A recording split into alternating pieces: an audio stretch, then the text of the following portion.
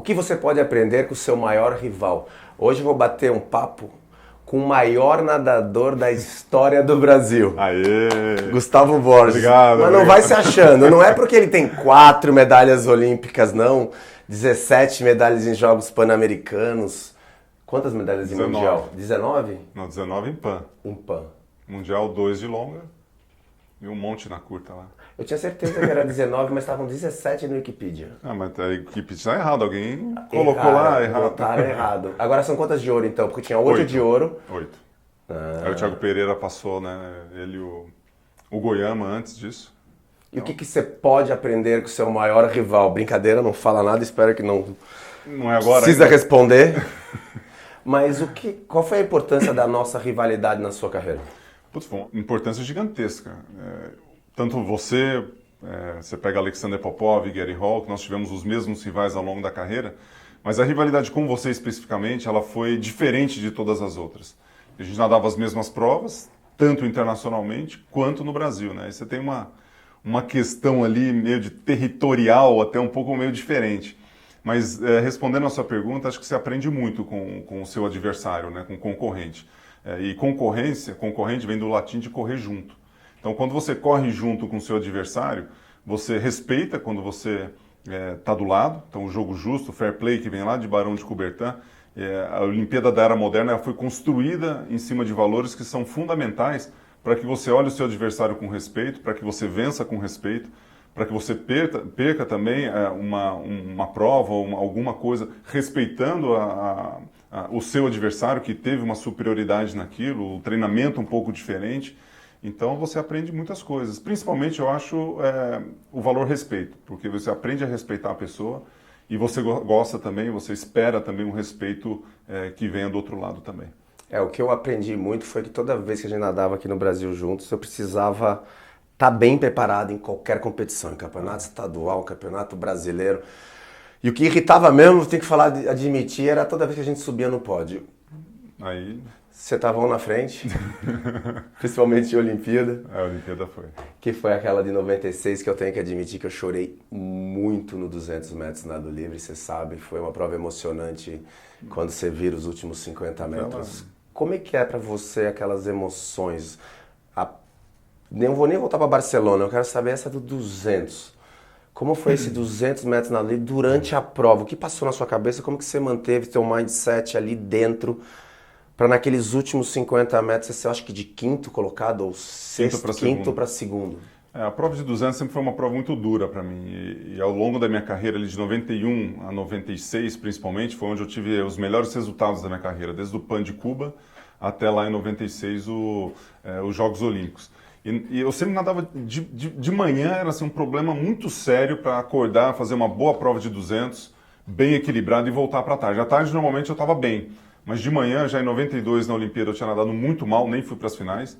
Em 96 eu tive uma péssima prova de manhã, saí tudo com a perna cambaleando assim. Fui pro quarto, descansei, fiz lá todo o descanso, a concentração da parte da tarde e fui para cima nas finais, na raia 1, na mesma raia que você ganhou o bronze também nos 50. E fui assim, cara, não vou nadar aqui, ganhar ganhou, perder perdeu, paciência. Eu estava bem fisicamente, eu acordei assim daquela dormidinha da tarde, que foi uma dormida meio que em alfa, assim, não foi aquele sono profundo, então eu estava completamente relaxado, focado, fiz um aquecimento espetacular, estava bem, então eu subi com muita confiança. Né? Eu tinha do meu lado ali, era o Rossolino que estava do lado, o Peter Van der Hogeman estava do outro, no meio da piscina tinha Anders Holmers com o Daniel Loader, que foi o campeão na prova, e eu estava bem, estava sozinho ali na raia 1, né? Passei o Rossolino, ele tinha pouca velocidade inicial naquela época, muito jovem ainda, e quando eu fiz a primeira parcial eu já estava bem na frente dele, eu conseguia ver o campo todo do meu lado esquerdo. E eu estava embolado nos 50 metros, no 100, a hora que eu voltei para o 150 olhando, vi o Rossolino para trás, eu falei, cara, eu estou na prova. Tô vendo os caras aqui, você vê uma aguinha mexendo, né? No 200 dá tempo de fazer isso, né? No 50 você vai... Não dá tempo pra nada. Um cavalo com coisa assim no olho. E a hora que eu viro aquele 150, eu falei, caramba, tenho perna. Tava sobrando perna. Aí eu, pá, meti aquela perna 6 tempos assim e só fui olhando para a arquibancada. Você sentiu no 150 que você A tinha perna essa tava lá. diferença dessa prova para as outras? Isso, e tava assim, cara, nunca tive um 50. Foi mais ou menos o mesmo sentimento que eu tive no Pan-Americano do ano anterior, que eu também fiz uma prova bem equilibrada do lado de um amigo nosso, que é o Josh Davis, e dei um pau nele nos últimos 50 metros, eu tava muito bem assim. Então, assim, eu já tava confiante para ir na prova. Fiz uma prova equilibrada e chego no 150, eu tô envolvido ali na medalha, na disputa, não sabia exatamente onde eu estava, mas eu sabia que eu estava ali no meio, questão de sensibilidade, e com muita energia para finalizar. Inclusive foi o segundo melhor parcial, só perdi do Daniel Kowalski, que estava do outro lado, que é um nadador de 1.500, de 400, ou seja, já tinha uma característica um pouco diferente. Então foi uma prova assim, muito tensa na eliminatória, e a hora que ele veio para as finais ali, a hora que eu vim para as finais, eu estava muito relaxado e muito preparado para aquilo. Você estava falando antes do bate-papo aqui do Gregory Troy, da importância que um dia ele até tirou sarro de você, que foi a primeira vez que eu apareci, acho que foi em 92. Por ali, 92 menos, né? 93 você começou a dar trabalho, né? 92 ainda, quem que é esse cara? Né? Olhava ali, aquele cara com cabelo comprido. Deu sorte esse cabelo. Cheguei numa competição lá, pô, tá chegando um cara aí, quem? O Xuxa. Pô, Xuxa, que nome é esse? Aquele lá, ó. Puta, que cabelo é esse, meu? Aí tá melhor agora? Agora tá muito melhor, cara. Você, é que a turma não te conheceu naquela época, mas hoje está bem melhor. E aí, a hora que começou em 93, 94, ele teve uma competição específica, eu não lembro exatamente qual foi, acho que foi no Mundial lá de Palma de Mallorca, que você ganhou, né? Eu peguei segundo no 100.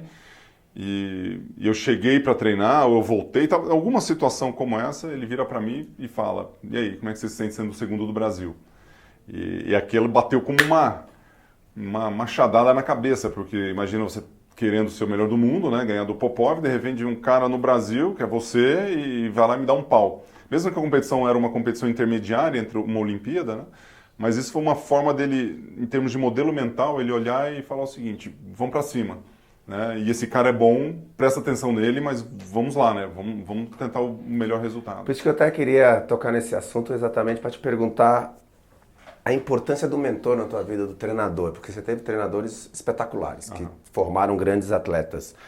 Você já era medalhista olímpico, você trocou de treinador algumas vezes na carreira. A importância deles na sua vida? Eu tive três grandes treinadores, né? O Albertinho aqui no Brasil, que segurou os últimos 4 anos. Acho que se não fosse um cara tão tranquilo daquela forma, um mentor e amigo, parceiro que ele foi durante aqueles anos, seria muito difícil eu ter continuado naquela transição, né? A gente sabe que transição é muito difícil na fase quando você está encerrando uma carreira. E os 2 outros treinadores que foram o Greg Troy, que eu treinei um bom período, e o John Urbanchek, que eu treinei um outro grande período. E esses 2, durante a melhor fase da minha vida, né, que foi ali de 91 a 2000, que eu fiquei com esses treinadores, eu tive duas pessoas com características muito diferentes. O Greg Troy, que a gente chamava de Greg Destroy, né? Que destruía porrada training, naquela coisa toda.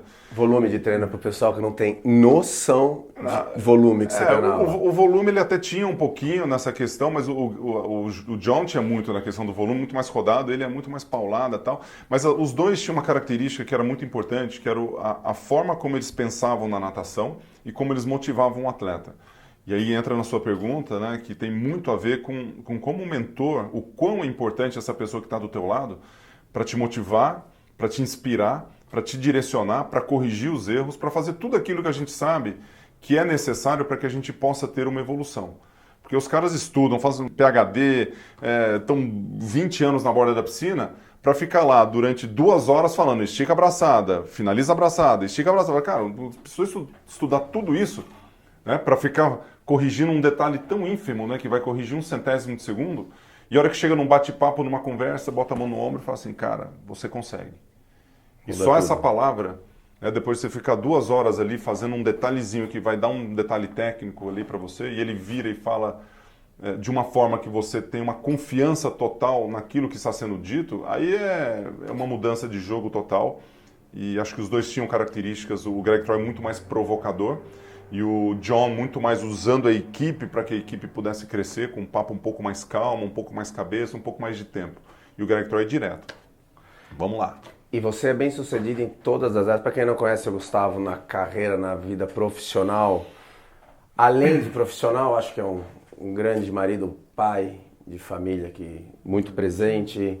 Aqui, a gente tem boas notas nós temos nesse quesito aí. Nesse quesito, o filhão dele ali, depois a gente mostra o filhão. Tem boas notas aí. E como é que para você ter usado, o que você usa do mindset dos seus treinadores, da natação, nos seus empreendimentos, na metodologia do Gustavo Borges, nas academias, nas suas palestras? O que você acha que é o mais fundamental que te atingiu no sucesso na natação e nos negócios e na vida? Eu acredito muito em coisas muito básicas para você chegar onde você quer chegar. Então, se eu falo uma coisa aqui, você já escutou, você já leu um livro, você já viu em tudo quanto é lugar. Se você tem um sonho, tem um objetivo, faz bem feito, com excelência, você tem o resultado e tem a conquista. Simples assim. Só que os requisitos, os pré-requisitos, os ingredientes que estão nesse meio, para você fazer a coisa bem feita, porque sonhar é uma coisa. Eu quero fazer alguma coisa, chegar numa Olimpíada. Então, com 9, 10 anos de idade, você chega numa Olimpíada, você quer ir para uma Olimpíada. Beleza. Ninguém vai falar para você, ou algumas pessoas podem falar para você, vai ser difícil, veja bem, acho que, né, não sei se vai dar.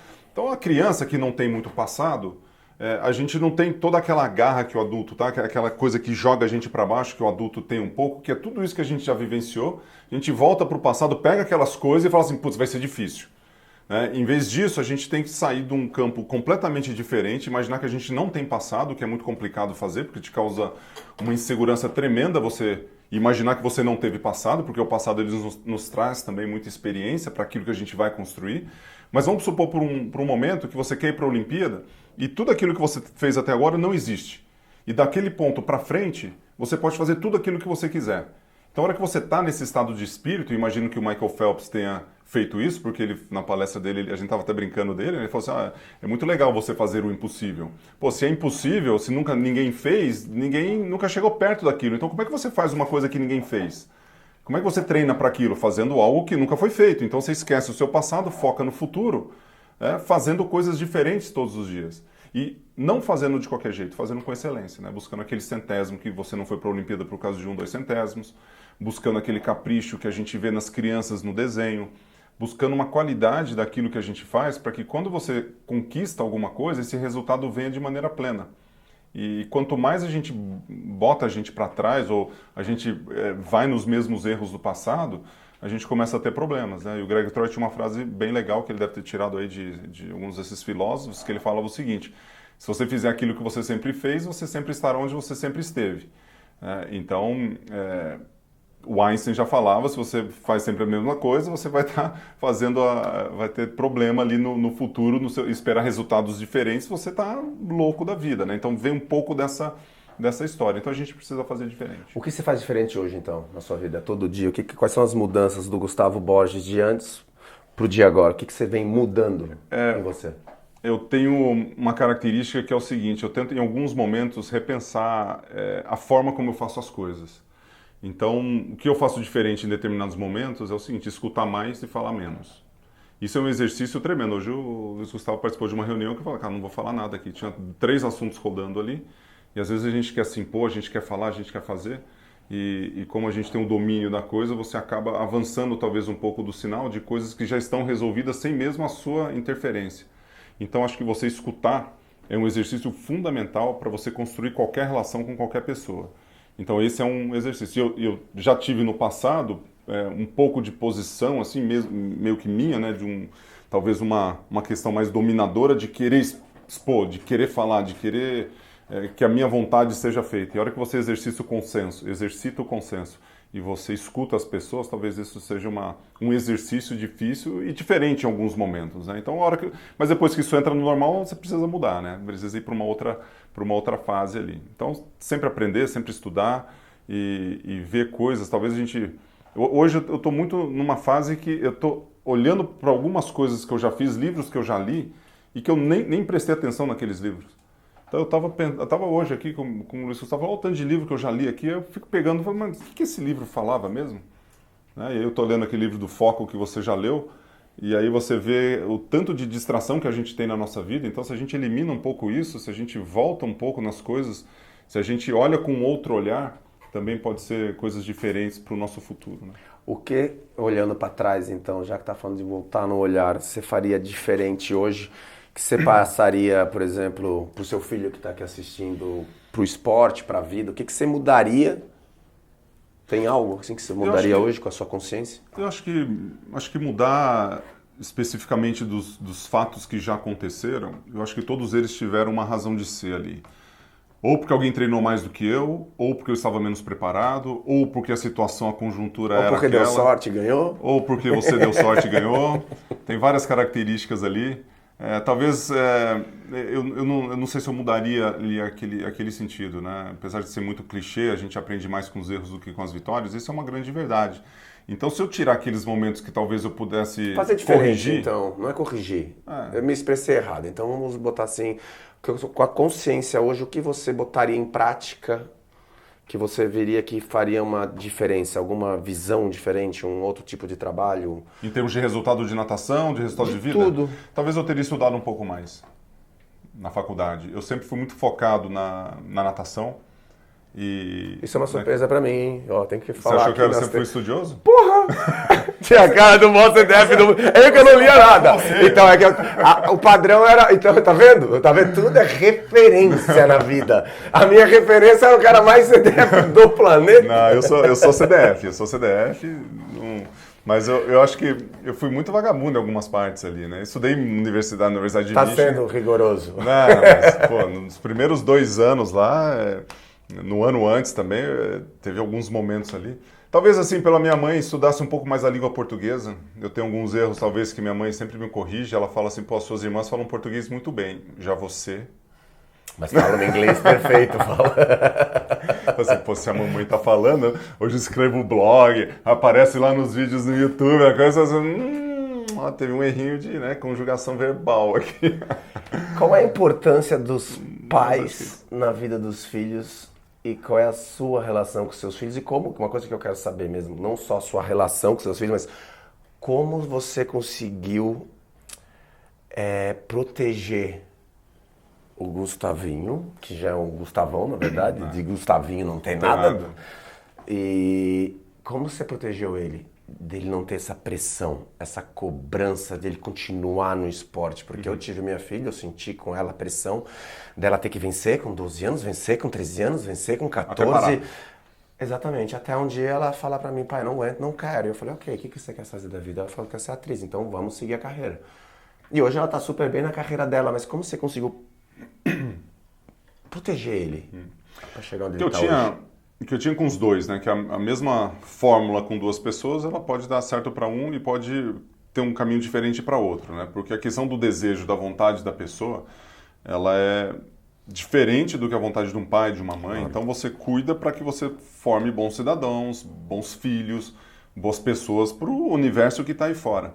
Então quando eu tinha uma regra com os meus 2 filhos, um pouco rígida talvez, mas que era o que eu gostaria, né? E eu fiz com os 2. Um está nadando hoje com 20 anos e a Gabi não está nadando mais. Mas era mais ou menos assim, até os 15 anos vocês precisam fazer algum esporte competitivo. E a natação vem com uma certa naturalidade, né, pra gente. Mora do lado do clube, conhece os treinadores, conhece a área, conhece a natação, aquela coisa toda.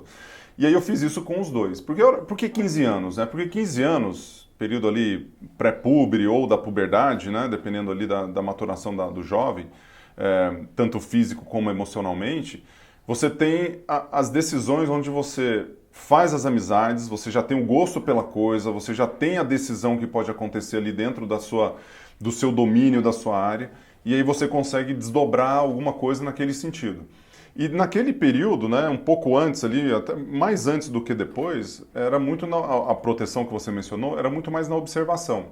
Pô, tá muito estressado, tem pouco tempo para fazer as coisas que gostam, a natação também não é a única coisa mais importante. Você vê, a Gabriela era mais... Isso vindo do pai medalhista olímpico, porque tem muito pai que coloca o desejo dele. Não, mas e aí cobra demais, bota pra fazer. Você tá falando uma coisa, eu tô falando de um exemplo do cara que era campeão, que já foi medalhista olímpico, que conseguiu preservar, né? O que eu mais gostava, assim, do esporte era o compromisso com aquilo. Então você tem o compromisso, você tem a disciplina, mas fazer amizades e se divertir dentro do esporte era essencial. Você aprende as outras coisas, mas você não pode pegar um moleque de 12 anos e achar que vai ser o campeão do mundo. Eu ficava assim, pô, não dá. Vamos com calma, vamos passar pro ano seguinte, vamos ver uma outra coisa. O Luiz Gustavo, por exemplo, quando ele tinha 11, 12 anos, você olhava e falava assim, e agora? isso aqui, né? Estica o braço. A gente ia lá para Itu, uma piscina de 17 metros, o treino era... O que era proteção? Proteção. Vamos matar um treino um dia e a gente vai fazer 10 piscinas caprichadas aqui. A hora que fizer 10 piscinas, acabou o treino. Caprichado o que é? Pô, fazer a técnica direito. Aí esse era meu treino, a minha carreira inteira. Você nunca treinou muito, né? Esse foi meu treino a vida inteira, fazer 10 piscinas caprichadas. Mas a gente tem... a questão da proteção do filho é uma linha muito tênue entre você proteger demais e você talvez levar para um caminho errado e levar para a sua vontade. Então, é muito complexo isso, né? E a gente precisa ter muito cuidado na hora de dar o nosso direcionamento. Mas como a gente é pai, tem mãe, a gente quer o melhor para os nossos filhos, tem que tomar só esse cuidado de não proteger demais, né? E de dar espaço para que as pessoas possam fazer, os filhos possam fazer aquilo que eles desejam. De toda a tua carreira, eu posso estar muito enganado, mas 92 foi um momento muito difícil. Apesar de ter sido maravilhoso, mas teve um momento entre a prova e a medalha. Porque você ganhou a medalha na prova, mas só foi saber mesmo depois. Esse foi o momento mais difícil da tua carreira? Teve momentos mais difíceis? E como você supera todos esses momentos na tua vida? Independente se for na natação, no esporte, na vida. Como você supera as adversidades? Bom, quando alguma coisa acontece em nossas vidas, ela tem uma causa e um efeito, né, daquilo que a coisa rola. E quando você tem consciência dos acontecimentos ou dos fatos, né, que aconteceram ali, então eu tenho muito essa questão mais racionalizar em cima, apesar das emoções elas superarem o nosso racional em determinados momentos, você entende os porquês de você ter dado um bom resultado ou um resultado ruim. Quando você tem as respostas, fica muito fácil. Naquela Olimpíada de 92, acho que talvez o maior valor, a maior virtude que eu tive durante aqueles 40 minutos que levaram para o resultado final... Pareceu uma eternidade? Que parecia uma eternidade, foi a paciência, né? Exercitar a paciência. Eu nem sabia que era meditação, concentração, a gente fazia, vai fazendo aí, não tinha muita experiência nessa coisa, tinha 19 anos de idade. Fiquei lá esperando. E a hora que o resultado vem, você fala assim, nossa, que legal. Então foi 20 minutos, foi o tempo de eu sair da piscina, chegar perto dos repórteres, os caras querendo gravar a entrevista, eu falei que não, mais 20 veio a medalha de prata, eu só esperava mais 20 minutos para dar medalha de ouro, mas a turma quis, né? Não ia fazer diferença nenhuma. Na entrevista ia ser assim, olha, depois de 1 hora veio a medalha de ouro, tá? Tudo bem. Que legal, medalhista de ouro olímpico. Mas eu acho que são aprendizados, né? Mas quando a coisa não vai bem, a gente tem que entender o porquê. Às vezes a gente tem não se eximir da culpa, né? Ficar culpando todo mundo, entender quais foram as razões. Quando a gente fala de natação, do resultado que a gente vai e volta ali, tem muita gente envolvida, né? Você sabe da importância do treinador, nutricionista, pessoas, equipe, time, etc. Alguma vez que você perdeu uma prova ou bem nesse pra assunto, você, assim. Pode ser para mim também. Não são tantas, eu só me lembro das vitórias, na verdade, não me lembro de muitas provas que eu perdi, mas a minha memória é seletiva. Mas Vou te lembrar algumas. você vai me lembrar algumas? Não precisa não, não precisa lembrar não. Como é que você fez a parte de assimilar a derrota, entender e não culpar o outro? Porque as pessoas, eu tenho falado muito isso na internet, as pessoas têm mania, a culpa é sua, a culpa é do outro, mas não tem a autorresponsabilidade de olhar por que você fez de errado. Porque você tem parcela de culpa, sim, o outro pode ter errado em algum aspecto, mas você tem a sua responsabilidade. Como é que você lidou com essas autorresponsabilidades no treinamento sem culpar o treinador ou algo externo? Eu sempre fui muito participativo nos meus treinos, então não tinha como eu interferir no meu treino e dizer que a culpa foi do outro quando você vê o resultado. Então seria uma inconsequência e incoerência da minha parte fazer isso. Então, como eu sempre fui muito participativo, talvez quanto mais jovem, menos você é, mais velho, mais você é. Talvez um dos resultados mais difíceis assim para eu assimilar, foi um resultado muito difícil, porque eu estava muito bem fisicamente, foi no PAN de 99. 99, eu imagino. Ali eu estava muito bem fisicamente. Chegando assim na competição, eu falei assim, cara, vou bater recorde mundial, né? Eu estava bem também. E você estava bem também e... Graças a Deus! Puta pau, né? Ele deu um pau ali. Não, mas assim, tivemos cara, uma corda no meio do caminho. Mas, cara, na melhor das hipóteses eu ia ganhar do meu lance. Eu não ia ganhar aquela prova. Se não fosse a corda, se eu tivesse a prova bem, eu iria pegar uma prata. Não ia ganhar de você. Eu tenho ciência disso. Porque o 200 eu já nadei, já não foi o resultado que eu quis. Os revezamentos já estava... Não estava com aquilo tudo ali. E quando eu saí de lá, eu cheguei muito bem. Não nadei bem. E assim, coisa esquisita e bem fisicamente, não tinha muita resposta, né? E aí é engraçado que a próxima temporada, que foi uma temporada que a gente treinou na época da Olimpíada, eu fiz uma temporada muito boa, né? A gente fez uma temporada até o meio do ano e depois para a Olimpíada tive resultados razoáveis ali também, não foram um dos melhores resultados, mas também não foi resultado muito ruim assim. Mas tive uma medalha e tudo mais. Mas ali ficou um negócio assim, o que aconteceu? Né? E aí é fácil de se olhar para o treinador e falar, putz, será que o cara me escutou menos? Aí você começa a questionar. E quando começa isso, começa um pouco de desconfiança. Isso é muito ruim. Então, ou você contribui para uma evolução, ajuda, né, com a solução, ou você tem que fazer uma análise para ver o que aconteceu ali de alguma forma. Né? Ficar só reclamando, botar a culpa no outro é muito fácil. E não funciona. O que a gente pode esperar do Gustavo Borges? O que você quer deixar de legado para o mundo, para o Brasil e nos próximos anos? Assim, quais são os seus projetos? Pergunta muito ampla, né? Em termos de projetos, a gente tem muita coisa rolando aqui de natação. Duas coisas que a gente faz aqui, que eu faço, que é importante assim, em termos de legado pessoal e de empresa das coisas. Né? A primeira é educar por meio da natação. Isso está no DNA das coisas que eu faço. A educação ela é uma coisa fundamental dentro do nosso meio.